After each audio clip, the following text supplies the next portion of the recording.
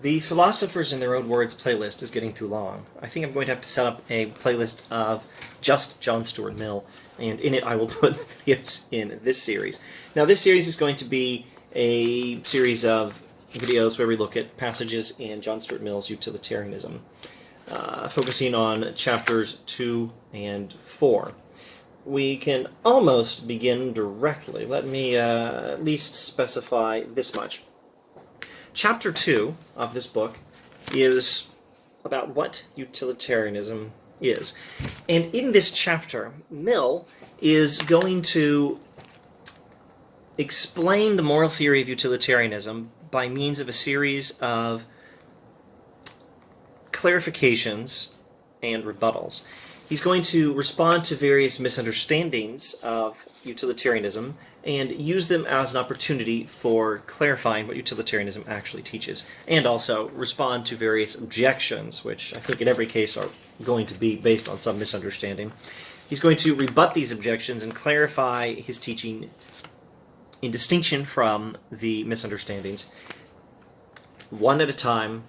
That's what Chapter 2 is about. Now, we could almost go directly to the definition of utilitarianism, and then I could wrap up this video commenting on the structure of the book. But we can't, because that requires a slightly more complicated look at the teaching of utilitarianism and paves the way for the second objection that he's going, or the second misunderstanding that he's going to respond to in Chapter 2.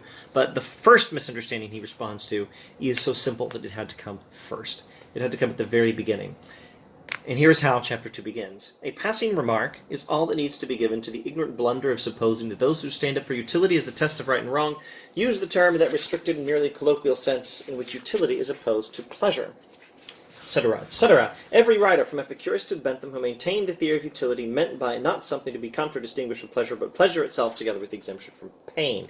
So, one misunderstanding of utilitarianism, and the first one to avoid, is the misunderstanding that takes utility or usefulness to be distinct from pleasure. We're not being asked by utilitarianism to choose between usefulness and pleasure. We're being asked to choose pleasure. That's the whole point.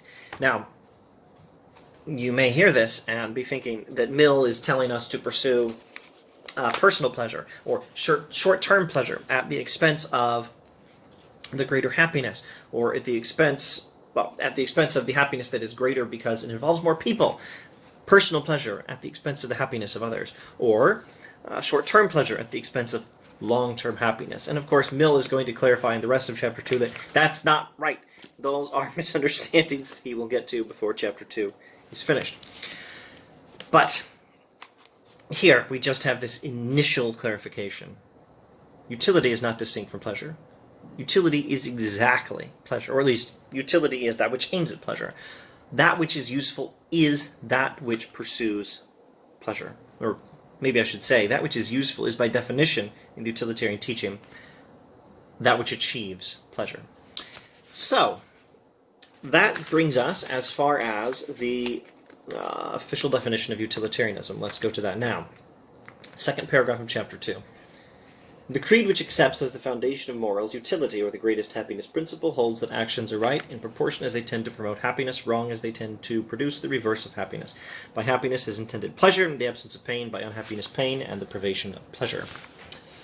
Etc., etc. We're going to have to explain other things, he says, but these supplementary explanations do not affect the theory of life on which this theory of morality is grounded, namely that pleasure and freedom from pain are the only things desirable as ends, and that all desirable things are desirable either for pleasure inherent in themselves or as a means to the promotion of pleasure and the prevention of pain. So, there's a theory of morality, which is utilitarianism, and that is the theory that right actions are those actions which tend to produce greater happiness. Happiness being defined as presence of pleasure, absence of pain. That's one teaching. That's the official teaching of utilitarianism, a theory of morality, a theory of what sort of actions are right, a practical theory for guiding our decisions in life so we can know how to live rightly. The theory of morality that states that actions are right if they're the sort of actions that tend to promote greater happiness. That's one teaching. Another teaching, though, is the theory of life it's based on. Utilitarianism officially is that kind of theory, a theory of morality, a theory of what kind of actions are right. It's the theory that right actions are those which tend to produce greater happiness. And it depends on, it rests on, it is rooted on, it is based on a theory about the meaning of life. And that theory is that happiness is the point. Happiness is the point of life. Happiness is the good, we might say. Or, let's go back to the text.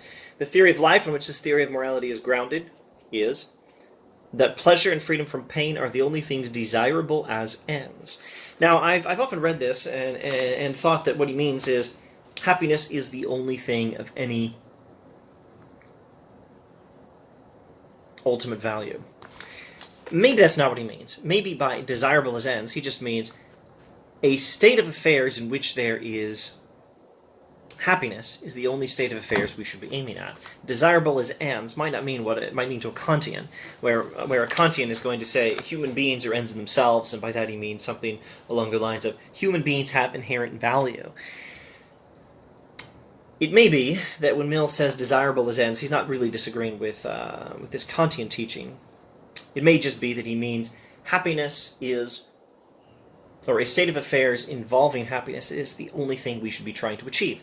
The only good we should be trying to achieve is the good of happiness. The only situation we should be trying to bring about is a situation of happiness, or rather of greater happiness, or of greatest possible happiness. So we will set aside, at least for now, this question as to whether he's saying that happiness is the only thing of any value. At any rate, he is definitely saying happiness is the only thing we should be aiming for. Happiness is the good, or happiness is the purpose of our actions. Now, that's the theory of life that the utilitarian teaching is grounded on. Now, of these two teachings, know this about the structure of this book. Of these two teachings, the first teaching, utilitarianism, teaching that what is right is what tends to produce the greatest happiness, this is the subject of the remainder of Chapter 2. And the theory of life it's based on, the theory that happiness is the point of life, or the theory that happiness is the good, or the theory that happiness, a state of affairs including happiness, is the only thing our actions should be aiming at. That theory of life is the subject of Chapter 4. So he's explaining the utilitarian theory of morality in Chapter 2, and then he's going to consider the foundation of it in Chapter 4. And in subsequent videos, we will look at both of those things. See you then.